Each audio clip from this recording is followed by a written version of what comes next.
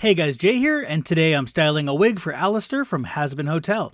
This is a wig I got on Amazon, and weirdly, it's actually really good. Normally, these Amazon wigs shed really badly and don't fit my head, but this one not only didn't shed at all, but it also fits, which is a miracle in itself.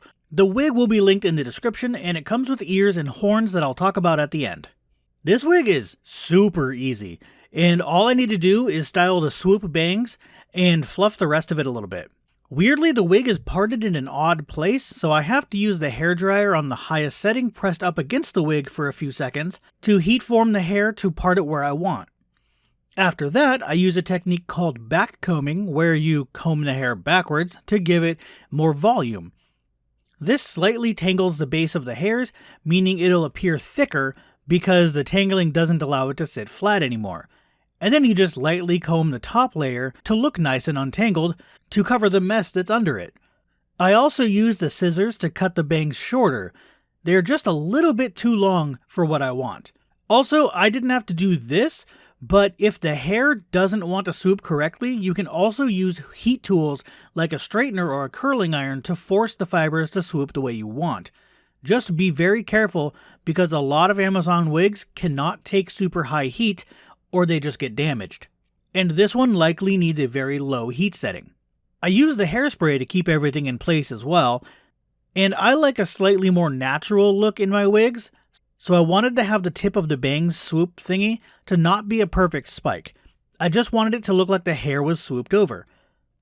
If you want it to look super spiked, you can use spiking glue like the white stuff that comes in the yellow toothpaste style tube from Got To Be Glued. Or even a lot of people now are using some type of glue for that. I don't know anything about that, so use that at your own risk. Both would be fine, but I don't want that look, so do whatever you want.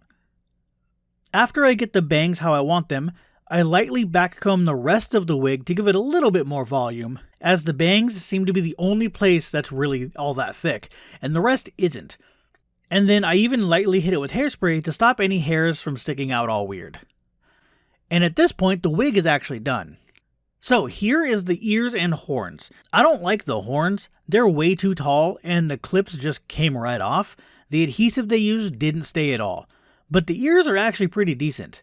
Now, I actually bought my own separate ones. They just didn't arrive in time for this video. So just know that. But I'll link those in the description as well. So the ears actually are kind of thin, so they are floppy when you attach them, but the ears themselves alone, they have some kind of plastic in them, like a structure, that the wig hairs are all glued to. So they don't just flop over on their own, only at the place you attach them in. But to attach them, you just press the clip open and slip it through part of the netting and then close it, just like any other clip. They aren't going to fall off, so you don't have anything to worry about there. But like I said, they will be kind of floppy at that attachment point.